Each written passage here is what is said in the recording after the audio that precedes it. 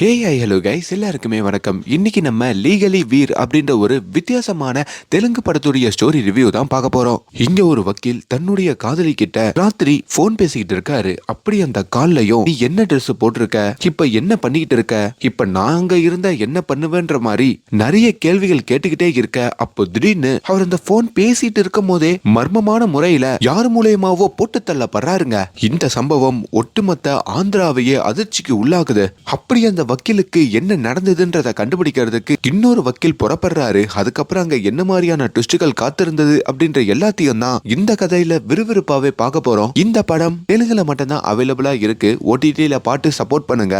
And என்னோட voice பிடிச்சிருந்தால் ஒரு சின்ன லைக்கோட உள்ள வாங்க.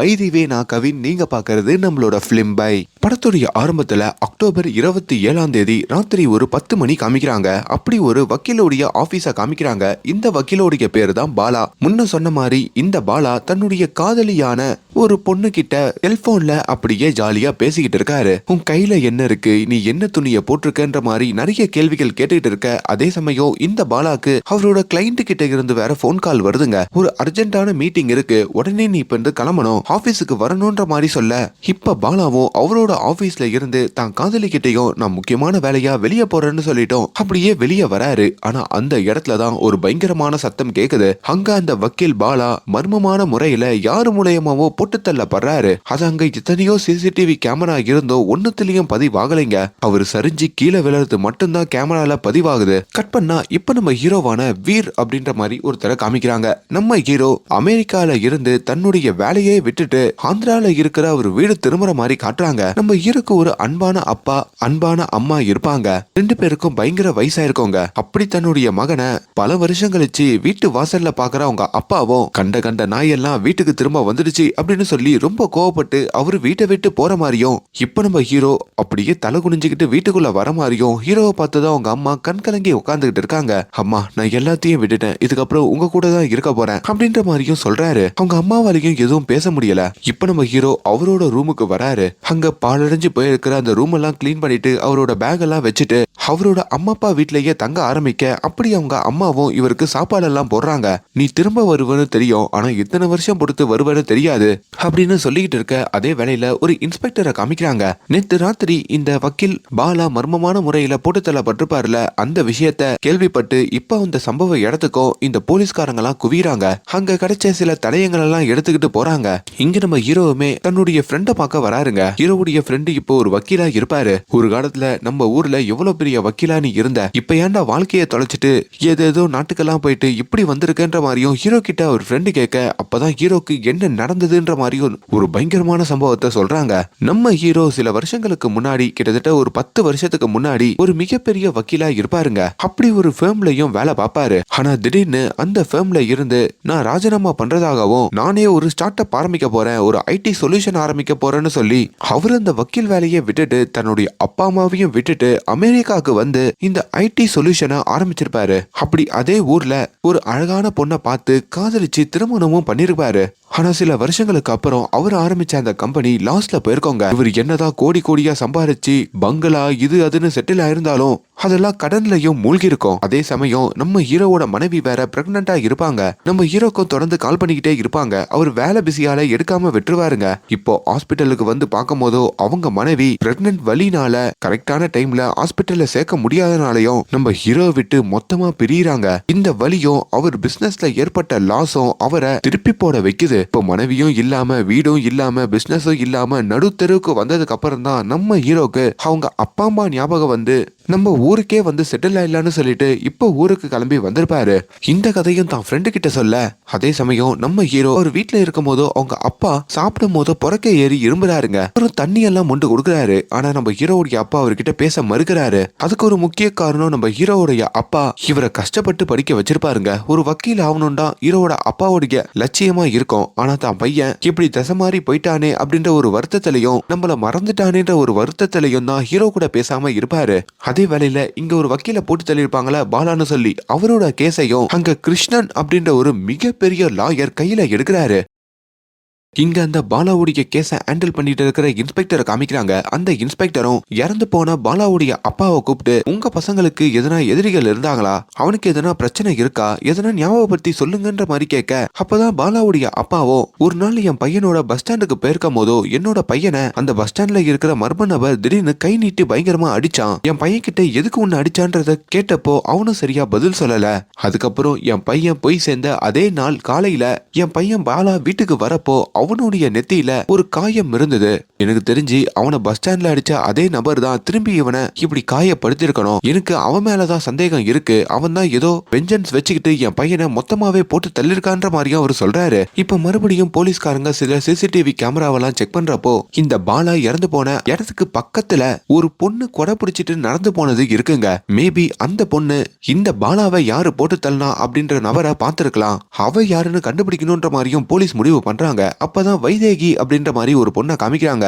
இவங்க தாங்க அந்த பொண்ணு. அவங்களும் அந்த பாலாவை அப்படி பார்த்த அந்த சம்பவத்தை நினைச்சு பார்த்து பார்த்து பயந்துகிட்டே இருக்காங்க. இன்னொரு பக்கம் நம்ம ஹீரோடைய அப்பா இருக்காரு பாத்தீங்களா, அவருக்குமே நெஞ்சு வலி வருதுங்க. ஹாஸ்பிட்டல்லையும் அட்மிட் ஆகப்படுறாரு. என்னடா நம்ம எங்க போனாலும் நம்மள சுத்தி இருக்கிறவங்களுக்கு எதனா கெட்டது நடக்குதுன்ற மாதிரி ஹீரோ உடஞ்சு போக, அப்பதான் ஹீரோட அம்மாவும் ஹீரோ கைய பிடிச்சி, உங்க அப்பா நீ வக்கீலாகணும்னு ஆசைப்பட்டாரு, நீ இது வரைக்கும் உனக்காகவும் உன்னை சுத்தி இருக்கிறவங்களுக்காகவும் வாழ்ந்த, இப்பவாச்சு உங்க அப்பாவோட ஆசைய பார்த்து நீ மறுபடியும் அந்த வக்கீலாகு, அதுலயே அவருக்கு உடம்பெல்லாம் சரியா போயிடும்ன்ற மாதிரியும் சொல்றாங்க. அதுக்கப்புறம் தான் நம்ம ஹீரோ 10 வருஷத்துக்கு முன்னாடி விட்ட அந்த வக்கீல் தொழில மறுபடியும் பார்க்கணும்னு நினைக்கிறாரு. அப்படி ஹீரோவுடைய ஃப்ரெண்டு ஒரு வக்கீலா தானே இருப்பாரு. அவரோட சேர்ந்து சில கேஸ்ல எல்லாம் நம்ம ஹீரோ வந்து ஆஜராகிறாருங்க. ஆனாலுமே நம்ம ஹீரோவால பழைய மாதிரி வாதாட முடியல. அவர் போற கேஸ்ல எல்லாம் அவர் வாதாட போற சட்டமே அவர் மறந்து தப்பு தப்பா சொல்லி ஜட்ஜி கிட்ட திட்டு வாங்கி அவர் எடுக்கிற எல்லா கேஸ்லயும் தோத்து போகிறாரு. கிட்டத்தட்ட ஒரு 3 கேஸ் நம்ம ஹீரோ எடுக்கிறாருங்க. அந்த 3 கேஸ்லயும் அவர் தோக்குறாரு. இன்னொரு பக்கம் போலீஸ்காரங்களும் அந்த கொடை பிடிச்சிட்டு போன பொண்ணு யாருன்ற மாதிரி ஒரு க்ளூ கிடைக்குதுங்க. அதாவது அந்த பாலா இறந்து போன இடத்துக்கு பக்கத்துல ஒரு சாஃப்ட்வேர் கம்பெனி இருக்கு. அங்க வேலை பார்க்குற ஒரு பொண்ணு தான் அந்த பொண்ணு. அந்த கம்பெனில போய் விசாரிச்சா அந்த பொண்ணு யாருன்றத கண்டுபிடிச்சிடலான்ற மாதிரி பேச, இன்னொரு பக்கம் வைதேகி இருக்காங்க பாத்தீங்களா அந்த பொண்ணு, அவங்களுமே செய்தியில இந்த பாலாவோட வழக்க பத்தி கவனிச்சு அதை நினைச்சு பயந்துகிட்டும் இருக்காங்க. கட் பண்ணா நம்ம ஹீரோவை கோர்ட்ல காமிக்கிறாங்க. 3 கேஸ் தோத்து போனதுக்கு அப்புறம் அவர் ரொம்ப உடஞ்சு போய் ஒரு ஓரத்துல உட்காந்து யோசிச்சுக்கிட்டு இருக்காருங்க. அதே வேலையில அதே கோர்ட்டுக்கு ஒரு மனைவியும் அவங்க பொண்ணும் வந்திருக்காங்க. என்னோட கணவரை போலி கேஸ் போட்டு போலீஸ்காரங்க அரெஸ்ட் பண்ணிட்டு போயிட்டாங்க, எப்படின்னா ஜாமீன் எடுத்து என் கணவரை வெளியே விடுங்க அப்படின்னு அங்க இருக்கிற பல வக்கீல்கள் கிட்டையும் அவங்க கெஞ்சிக்கிட்டு இருக்காங்க. அப்படியே அவங்களுக்கு ஒரு சின்ன பொண்ணு இருப்பாங்க. அவங்களுமே நம்ம ஹீரோ கிட்ட வந்து, நீங்களும் வக்கீல் தானே, எங்க அப்பா எந்த தப்பும் பண்ணல, அவரை தூக்கி உள்ள வச்சிருக்காங்க, எப்படின்னா அவரை காப்பாத்துங்கன்ற மாதிரி கேட்க, அப்பா அவங்க அம்மா வந்து, நம்மள மாதிரி ஆளுங்களுக்கு எல்லாம் நீதியே கிடைக்காது, எல்லாம் நம்ம தலையெழுத்து, வா போலான்ற மாதிரியும் தான் பொண்ணை கூப்பிட்டுட்டு போக, அப்பதான் ஹீரோ இந்த கேஸை எடுக்கணும்ன்ற மாதிரி நினைக்கிறாரு. அதே வேலையில இங்க வைதேகி இருக்காங்க பாத்தீங்களா, அவங்க தன்னுடைய ஃபியான்சேயோட ஒரு ஹோட்டலுக்கு வந்திருக்காங்க. இன்னும் கொஞ்ச நாள்ல அவங்களுக்கு கல்யாணம் வேற ஆக போகுதுங்க. அப்படி ஹோட்டலுக்கு வந்து கூட நிம்மதியா சாப்பிடாம செல்போன்ல இந்த இறந்து போன பாலாவுடைய கேஸ பத்தியே பாத்துக்கிட்டு இருக்காங்க. அதை பாக்குற அவங்க ஃபியான்சேக்கும் ஒரு சந்தேகம் வருது. எதுக்கு கொஞ்ச நாளா பதட்டமா இருக்க, உனக்குள்ள என்ன இருக்கு, என்ன நடக்குதுன்ற மாதிரி கேட்க, அப்பதான் வைதேகி பயந்துகிட்டே, கொஞ்ச நாளுக்கு முன்னாடி ஒரு வக்கீல் ரோட்ல இறந்து போனதை நான் பார்த்தேன். ஆக்சுவலி அந்த வக்கீல போட்டு தள்ளிட்டு ஒரு நபர் அங்க நடந்து போனா, அவனையும் நான் பார்த்தேன். இதை நான் உள்ளேயும் வச்சுக்க முடியாம வெளியும் சொல்ல முடியாம ரொம்ப பயப்படுறேன் அப்படின்ற மாதிரியும் சொல்றாங்க. உடனே அந்த ஃபியான்சேவும், நீ எதுக்கும் பயப்படாத, நான் உனக்கு துணையா இருக்கேன், நீ போலீஸ் ஸ்டேஷன்ல போயிட்டு நீ பார்த்த விஷயத்த கம்ப்ளைண்டா பண்ணுன்ற மாதிரி அவரே அங்க சப்போர்ட் பண்ண. அப்படிதான் நம்ம வைதேகி அடுத்த நாள் போலீஸ் ஸ்டேஷனுக்கு வராங்க. அப்படி வைதேகி வர அதே போலீஸ் ஸ்டேஷனுக்கு தான் நம்ம ஹீரோ இருக்காரு பாத்தீங்களா, அவரும் வராருங்க. அப்படி நம்ம ஹீரோ அங்க இருக்கிற ஒரு கான்ஸ்டபிளை பார்த்து, வணக்கம் சார், நான் ஒரு வக்கீல், ராமராஜு அப்படின்ற ஒருத்தரை நீங்க கைது பண்ணி ஸ்டேஷன்ல வச்சிருக்கீங்கன்னு கேள்விப்பட்டேன். அவர் ஏதோ காரை திருடி வித்துட்டாருன்ற மாதிரி அவர் மேல கேஸ் போட்டிருக்காங்க. ஆனா அவரு ஒரு அப்பாவி, அவரை பெயில எடுக்கிறதுக்கு தான் வந்திருக்கன்ற மாதிரி சொல்ல, அப்பதான் அந்த கான்ஸ்டபிள் ஒரு அதிர்ச்சியான விஷயத்த சொல்றாரு. அவரை கேஸ் போட்டு எல்லாம் உள்ள உட்கார வைக்கல, சந்தேகத்தின் பேர்ல தான் கைது பண்ணிருக்கோம். ஏன்னா அந்த கார் ஓனருக்கு இந்த ராமராஜு டிரைவரா இருந்திருக்கான். அப்படி அவன் ஓட்டின காரு தான் காணாம போயிருக்கு. ஆனா அதை அவன் தான் எடுத்தானு எங்களுக்கு தெரியல. அந்த ஓனர் தான் அப்படி சந்தேகப்பட்டிருக்காரு. ஆல்ரெடி இந்த ராமராஜு மேல நிறைய திருட்டு கேஸ் எல்லாம் இருக்கிறதுனால அவனை இப்படி கைது பண்ணி வச்சிருக்கோம். இங்க எதுனாலும் கோர்ட்ல வந்து பேசிக்கங்க அப்படின்ற மாதிரியும் சொல்றாங்க. இப்ப நம்ம ஹீரோவுமே அந்த கார் ஓனர் இருக்காரு பாத்தீங்களா, அவரு பேர் பத்ரிநாத்துங்க. அவரை வந்து பாக்குறாரு. சார், உங்க டிரைவர் தான் அந்த ராமராஜுவா? அவன் உங்க காரை தான் எடுத்துட்டு போயிட்டு வித்துட்டாரா? அதுக்காக தான் கேஸ் கொடுத்துருக்கீங்களான்ற மாதிரி கேட்க, ஆமா, அன்னைக்கு ராத்திரி ஒரு 10 மணி இருக்கும். திடீர்னு என் காரு ஆன் ஆகிற சவுண்டு கேட்டது. அப்போ வெளியே வந்து பார்த்தா என் காரையும் காணோம், என் டிரைவரையும் காணோம். அவன் தான் இந்த வேலையை பண்ணிருக்கணும்ன்ற மாதிரி மாதிரியும் அதனாலதான் நான் கேஸ் கொடுத்தேன்ற மாதிரியும் அவர் சொல்லிக்கிட்டு இருக்க இங்க நம்ம ஹீரோமே அப்படியே அந்த ஓனருடைய வீட்டையும் கவனிக்கிறாரு. அப்படி அந்த ஓனருக்கு ஒரு பையன் இருக்காங்க, அவனையும் பார்த்து வச்சுக்கிறாரு. அதுக்கப்புறம் அந்த ஓனர் இருக்காரு பாத்தீங்களா பத்ரிநாத், அவரோட பையனை நம்ம வக்கீல் தொடர்ந்து ஃபாலோ பண்ணிக்கிட்டே இருக்க அவன் கொஞ்சம் லக்ஸரியா வாழ்ற மாதிரியும் நிறைய பப்புக்கெல்லாம் போற மாதிரியும் தான் ஃப்ரெண்ட்ஸு கூட சுத்துற மாதிரியும் அவர் பாக்குறாரு. ஒரு நாள் ஒரு கடைக்கு வந்து அவன் ஐபோன் வாங்கிக்கிட்டோம் அங்க இருந்து கிளம்புறாங்க. அதையும் நம்ம ஹீரோ கவனிக்க அப்படி அந்த பையனை ஃபாலோ பண்ணிக்கிட்டே போயிட்டு ஒரு குறுக்கு சண்டில் வச்சு அடின்னு அடிக்கிறாரு. அப்பதான் அந்த பையன் பயந்துகிட்டு, சார் உண்மையை சொல்லிடுறேன் சார், நான் தான் சார் அந்த காரை ஆட்டைய போட்டேன், ஆனா அதுக்கு ஒரு காரணம் இருக்குன்ற மாதிரி ஒரு சின்ன பிளாஷ்பேக் சொல்றாங்க. அன்னைக்கு ராத்திரி 10 மணிக்கு வாசல்ல நின்றுட்டு இருந்த அவங்க அப்பாவுடைய காரை அந்த பையன் தான் எடுத்திருக்கான். ஏன் எடுத்தானா, இந்த பையனுக்கு அம்மா இல்லைங்க, அப்பா தான் உலகம். ஆனா அப்பா எப்ப பார்த்தாலும் தான் மேல கோவப்பட்டுக்கிட்டே இருக்காரு, அந்த கார் மேலதான் பிரியமா இருக்காரு. அதனால அந்த காரை நான் எடுத்துட்டு போயிட்டு வித்துடணும்னு நினைச்சேன், எனக்கும் பணம் தேவைப்பட்டது. அப்படி அந்த காரை வித்துட்டு அந்த பணத்தை என் தேவைக்காக யூஸ் பண்ணிக்கலாம்னு நினைச்சேன். அப்படி ராத்திரி 10 மணிக்கு அந்த கார்ல வந்து ஏறப்போ யாரோ ஒரு மர்ம நபர் அந்த கார்ல வந்து சாவியா போட்டு வண்டியை ஸ்டார்ட் பண்ணாரு. அந்த மர்ம நபர் மூஞ்செல்லாம் பார்க்கல, நான் டிக்கில போய் ஒளிஞ்சுக்கிட்டேன். நேரா காரு ஊருக்கு வெளியே இருக்கிற ஒரு பார்ல வந்து நின்னுது. ஆனா சாவிய கார்லயே அந்த மர்ம நபர் விட்டுட்டு போயிட்டாரு. மேபி அந்த மர்ம நபர் எங்க அப்பாவா இருக்கலாம், இல்லனா அந்த டிரைவர் ராமராஜுவா இருக்கலாம்.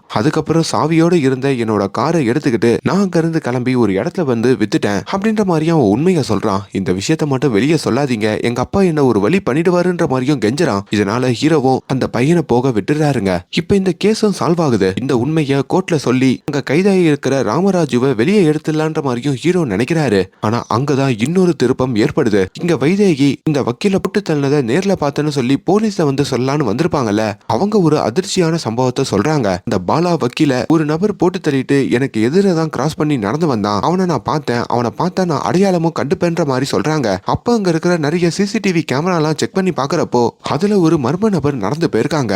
அது வேற யாரும் இல்ல, இந்த ராமராஜு தான். யாரு, ஆல்ரெடி இந்த கார் திருடு போன கேஸ்ல போலீஸ் கைது பண்ணி வச்சிருப்பாங்களே அவன் தாங்க. அவனை பார்த்தும் இந்த வைதேகி இவன் தான் சார், இவனை தான் சார் நான் பார்த்தேன், இவன் தான் அந்த பாலா வக்கீல போட்டு தள்ளான்ற மாதிரி சொல்ல கட் பண்ண இப்ப ஒரு கோர்ட் வாசல்ல காமிக்கிறாங்க. நம்ம ஹீரோ அந்த கார் வழக்குல இந்த ராமராஜுக்கு விடுதலை வாங்கி கொடுத்து அந்த ராமராஜு தன்னுடைய பொண்டாட்டியோடையும் மகளோடையும் ஒன்னு சேரலான்னு வர அப்போ ஒரு போலீஸ் படை வந்து இந்த ராமராஜுவை அடிச்சு காயப்படுத்தி அங்க கைது பண்றாங்க.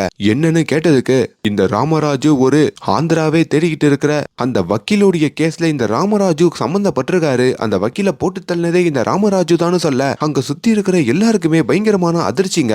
அப்படி இந்த ராமராஜுவை கூட்டிட்டு போயிட்டோம், போலீஸ் அவங்க கஸ்டடியில வச்சு அடின்னு அடிக்கிறாங்க. எதுக்காக தான் அந்த வக்கீல போட்டு தள்ளன்ற மாதிரியும் கேக்குறாங்க. ராமராஜு நான் அதை பண்ணவே இல்லைன்ற மாதிரி மறுக்க இங்க ஹீரோவும் குழம்பி போறாரு. அங்க ராமராஜுவோட மனைவிக்கும் பொண்ணுக்கும் ஆறுதல் சொல்லிக்கிட்டும் இருக்காரு. இப்ப ஹீரோ ஸ்டேஷனுக்கு வந்து எதுக்காக இந்த ராமராஜுவை கைது பண்ணீங்கன்ற மாதிரி கேட்கும் போதோ ஸ்டேஷன்லயும் அந்த சிசிடிவி ஆதாரத்துல சம்பவம் நடந்த இடத்துல இந்த ராமராஜு நடந்து போனதும் அதை இந்த வைதேகி பார்த்ததா சொன்னதும் எல்லாத்தையும் சொல்றாங்க. அது இல்லாம இன்னொரு சம்பவத்தையும் சொல்றாங்க. இந்த பாலா இருக்காருல வக்கீல், அவரோட அப்பா கூட பஸ் ஸ்டாண்ட்ல என் பையனை ஒருத்தன் அடிச்சிருப்பான்னு சொல்லியிருப்பாரு பாத்தீங்களா, அப்படி இந்த வக்கீல் பாலாவை பஸ் ஸ்டாண்ட்ல வச்சு அடிச்ச நபரே இந்த ராமராஜு தானா. அவங்களுக்கு முன்பகை ஏதோ இருந்திருக்கு, அதனால்தான் இந்த ராமராஜு திட்டம் போட்டு இந்த பாலாவை போட்டு தள்ளிருக்காருன்ற மாதிரியும் சொல்ல இப்ப ஹீரோவும் ராமராஜு கிட்ட வந்து இதெல்லாம் பண்ணியான்னு கேட்கும் போதோ நான் அந்த வக்கீல அடிச்சதெல்லாம் உண்மைதான், அதுக்கு ஒரு முன்பகை இருக்கு, ஆனா அவரை நான் போட்டு தள்ள என்ன காப்பாத்துங்கன்ற மாதிரி கேக்குறாரு.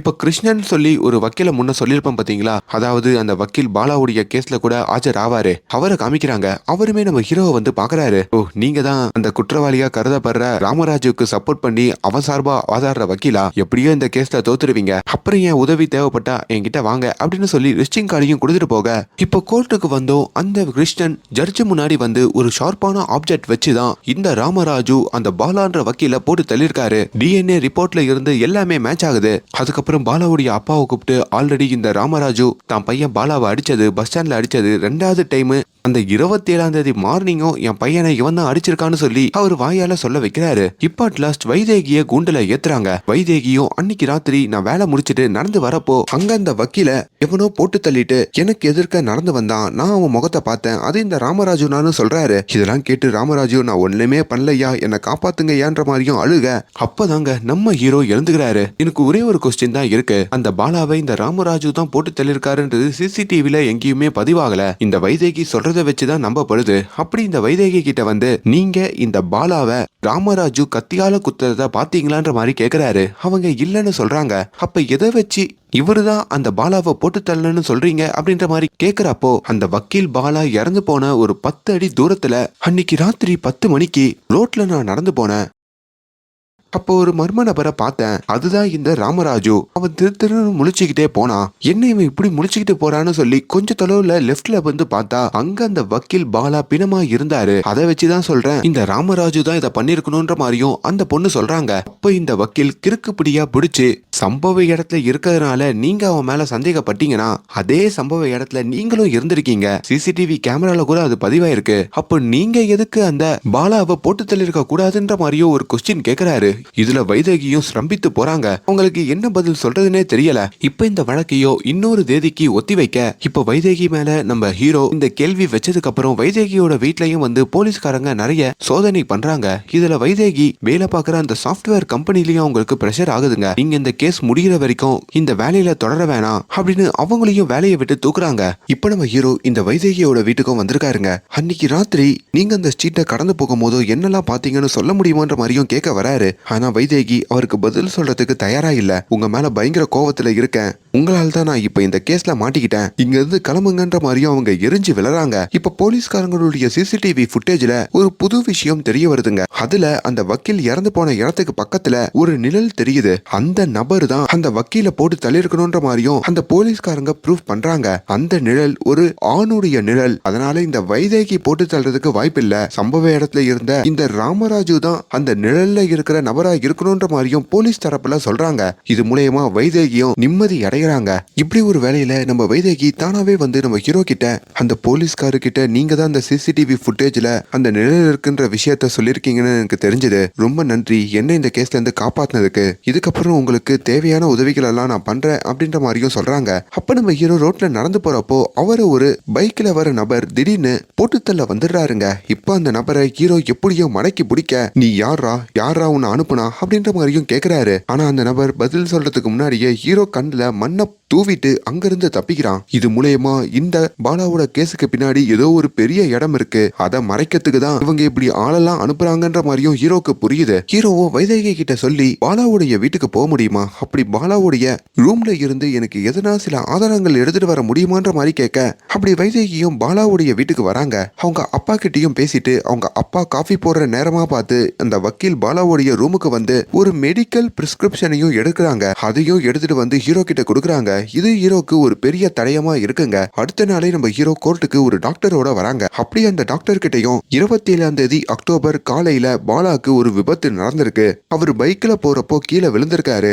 அப்படி பாலாவை ட்ரீட்மெண்ட் பண்ண டாக்டர் இவங்க தான். அதனால்தான் பாலாவுடைய நெத்தியில காயம் ஏற்பட்டிருக்கு. அதுக்கான மெடிக்கல் பிரிஸ்கிரிப்ஷன் இதுதான் அப்படின்னு சொல்லி அந்த சீட்டையும் காமிக்கிறாரு. இது மூலயமா முன்னாடி இந்த வக்கீல் பாலாவுடைய அப்பா சொல்லியிருப்பார்ல இந்த ராமராஜு தான் தன் பையனை பஸ் ஸ்டாண்ட்ல அடிச்சாரு. அதுக்கப்புறம் 2வது வாட்டி பையனுடைய நெத்திலேயே அடிச்சு காயத்தை ஏற்படுத்தினாருன்ட்டு. அதுல அந்த 2வது வாட்டி இந்த ராமராஜு அடிக்கல, அவன் பையன் தான் பைக்ல இருந்து விழுந்திருக்கான்ற மாதிரியும் அங்க ப்ரூஃப் ஆகுது. இப்ப நம்ம ஹீரோ ரொம்ப சோர்ந்து போய் உட்காந்துட்டு இருக்காருங்க. அது வரைக்கும் பேசாத ஹீரோவுடைய அப்பா வந்து தான் பையன் கிட்ட பேசுறாரு. அது மூலயமா அவருக்கு மறுபடியும் அவரோட உற்சாகம் திரும்புது. அப்பதாங்க நம்ம ஹீரோக்கு ஒரு முக்கியமான க்ளூ கிடைக்குது. அது ஒரு போன் நம்பர். அந்த போன் நம்பரை ட்ரேஸ் பண்ணி பாக்குறப்போ அது இந்த பத்ரிநாத் இருக்காரு பாத்தீங்களா, அதான் முன்ன கூட காரு காணாம போச்சுன்னு கேஸ் கொடுத்திருப்பாரு. அவரோட பையனுடைய போன் நம்பருங்க. இப்போ அடுத்த நாள் கோர்ட்ல அந்த பத்ரிநாத்தையும் அவரோட பையனையும் நம்ம ஹீரோ ஆஜர்படுத்துறாரு. இந்த கேஸுடைய இறுதி கட்டத்தை நெருங்கிட்டோம். இந்த பத்ரிநாத் இருக்காருல இவரு தான் இந்த எல்லா சம்பவத்தையும் பண்ணிருக்காருன்ற மாதிரியும் ஹீரோ சொல்ல எப்படின்ற மாதிரி கேட்கும் போதோ ஆல்ரெடி பத்ரிநாத்தோட பையனை ஹீரோ மன்னிச்சு விட்டதுனால ஹீரோ மேல அவனுக்கு ஒரு மரியாதை இருக்கோங்க. அந்த போன் நம்பர் ட்ரேஸ் பண்ணதெல்லாம் வச்சு மறுபடியும் அந்த பையன் கிட்ட ஹீரோ பேசுறப்போ அவன் ஒரு உண்மையை சொல்றான். ஆல்ரெடி அந்த பையனுக்கு அம்மா இருக்க மாட்டாங்க, அப்பா தான் உலகம்னு நினைப்பான்னு சொன்னல. உண்மையாலே அவங்க அம்மா எப்படி தெரியுமா போய் சேர்ந்திருப்பாங்க. சின்ன வயசுல இந்த பையனோட அப்பாவான பத்ரிநாத்துக்கும் அவங்க அம்மாவுக்கும் சண்டை ஏற்பட்டிருக்கும். அந்த சண்டையில ஒரு ஷார்ப்பான ஆயுதத்தை எடுத்து இந்த பத்ரிநாத் தான் அவரு கையால அவங்க மனைவிய போட்டு தள்ளிருப்பாரு. இத சின்ன பையனா இருக்கும் போதே அந்த பையன் பார்த்திருப்பான். அதுல இருந்துதான் அவங்க அப்பா மேல அவனுக்கு ஒரு பயம் வந்திருக்கும். ஆனா அந்த கேஸ்ல அவரு ஆஜர் ஆகாம அவருக்கு பதிலா வேறு ஒரு நபரை ஆஜராக வச்சு அவனை ஜெயிலுக்கு அனுப்பியிருப்பாரு. இப்ப இந்த எல்லா உண்மையும் இப்ப அந்த பத்ரிநாத்தோட பையன் சொல்லி ஹீரோவும் தெரிஞ்சுக்கிட்டு அதையும் கோர்ட்ல வெளிப்படுத்த சரிப்பா என்னைக்கோ நடந்த அந்த சம்பவத்துக்கும் இப்ப இப்போ இந்த பாலா வக்கீல் இறந்து போனதுக்கும் என்ன தொடர்புன்னு கேட்கும் போதோ அப்பதான் அவர் ஒரு பேட்டர்ன் சொல்றாரு. பாலா இறந்து போன பேட்டர்ன் பாத்தீங்கன்னா அவனுக்கும் ஒரு ஷார்ப்பான ஆப்ஜெக்ட் கழுத்துக்கு பக்கத்துல யாரோ இறக்கிருக்காங்க. கிட்டத்தட்ட 10 வருஷத்துக்கு முன்னாடி இந்த பத்ரிநாத் தன்னோட மனைவியை எந்த பேட்டர்ன்ல போட்டு தள்ளினாரோ அதே பேட்டர்ன் தான் இதுவும். ரெண்டாவதா இன்னொரு ஆதாரமும் கிடைச்சிருக்கு. அந்த கார் ஓனர் பத்ரிநாத் பையன் இருக்கான்ல, அவன் அன்னைக்கு ராத்திரி அந்த காரை திருடலான்னு பார்க்கும் போதோ அந்த காரை ஒரு மர்ம நபர் ஓட்டிட்டு போனதா சொல்லியிருப்பான் பாத்தீங்களா, அது அவனுடைய அப்பா பத்ரிநாத் தாங்க. அவர் எங்க தெரியுமா ஓட்டிட்டு போயிருப்பாரு? நேரா இந்த வக்கீல் பாலாவை போட்டு தள்ளுறதுக்கு தான் ஓடிட்டு போயிருப்பாரு. அப்படி அவரு சாவியோட ஒரு பார்ல அந்த காரை நிப்பாட்டிட்டு நடந்து போய் ஒரு இடத்துல ஒளிஞ்சுக்கிட்டும் அந்த பாலாவை போட்டு தள்ளுறதுக்காக வெயிட் பண்ணிருப்பாரு. அந்த சமயம் பாலா போன்ல பேசிக்கிட்டு தன்னோட பைக்ல ஏற இப்ப பின்னாடி பக்கமா வந்து அந்த பாலாவை இந்த பத்ரிநாத் தான் போட்டு தள்ளிட்டு அதுக்கப்புறம் பக்கத்துல போய் ஒளிஞ்சிருக்காரு. அப்ப அந்த சமயம் நம்ம ராமராஜு அந்த பக்கம் வந்திருக்காரு. அப்படி அந்த ராமராஜுவை இந்த வைதேகி பார்த்திருக்காங்க. அதுக்கப்புறம் அவங்களுக்கு சந்தேகம் வந்திருக்கு. அவர் மேல பழி வந்திருக்கு. இதுதான் நடந்திருக்குன்ற மாதிரியும் ஹீரோ அங்க ஆதாரத்தோட நிரூபிக்கிறாரு. இதெல்லாம் சொல்ல சொல்ல அங்க இருக்கிற எல்லாரோட முகமும் மாறுதுங்க. முக்கியமா எதிர்த்தரப்பு லாயரான அந்த கிருஷ்ணனுடைய முகமும் மாறுது. ஒரு கடத்துல எதிர்கட்சி லாயர் அந்த கிருஷ்ணன் மயக்கம் போட்டு நெஞ்சு வலி வந்து கீழேயே சரிஞ்சு விளறாரு. அதுக்கப்புறம் தான் நம்ம ஹீரோ ஒரு அல்டிமேட்டான ட்விஸ்டையும் சொல்றாருங்க. சில நாட்களுக்கு முன்னாடி நம்ம ஹீரோவை ஒரு லேடி வந்து பார்த்திருப்பாங்க. அவங்க ஒரு தாறுமாறான உண்மையை சொல்லியிருப்பாங்க. அந்த லேடி யாருன்னா இந்த எதிர்கட்சி லாயர் கிருஷ்ணன் இருக்காருல்ல, அவருடைய 2வது மனைவியா. இந்த கிருஷ்ணன் அவரோட மனைவி போய் சேர்ந்ததுக்கு அப்புறம் என்ன வலுக்கட்டாயமா திருமணம் பண்ணிக்கிட்டாரு. திருமணத்துக்கு அப்புறம் என்ன ஒரு அடிமையா தான் நடத்தினாரு. என்னை எப்ப பார்த்தாலும் மாடர்ன் ட்ரெஸ் போட சொல்லி வற்புறுத்துவாரு. அப்புறம் வீட்டுக்கு அவரோட ஃப்ரெண்ட்ஸ் எல்லாம் வந்தா என்னதான் சரக்கு ஊத்தி கொடுக்க சொல்லுவாரு. என்ன ஒரு பொருளா தான் அவரு பார்த்தாரு. முக்கியமா அவர் நிறைய இல்லீகல் விஷயத்தையும் பண்ணாரு. இதெல்லாம் அவர் வக்கீல் அப்படின்றதுனால யாருகிட்டயும் மாட்டாம ஈஸியா வெளியே வந்துருவாரு. அப்பதான் அவர் பண்ற இல்லீகல் பிசினஸ் எல்லாம் வேற ஒரு வக்கீல வச்சு பாத்துக்கலான்ற மாதிரி முடிவு எடுத்தாரு. அதுக்குதான் இந்த பாலாவான ஓப்பனிங் சீன்ல போய் சேர்ந்தாரு. அவரை வச்சு அந்த கணக்கு வழக்கெல்லாம் அவரு பாத்துக்கிட்டாரு.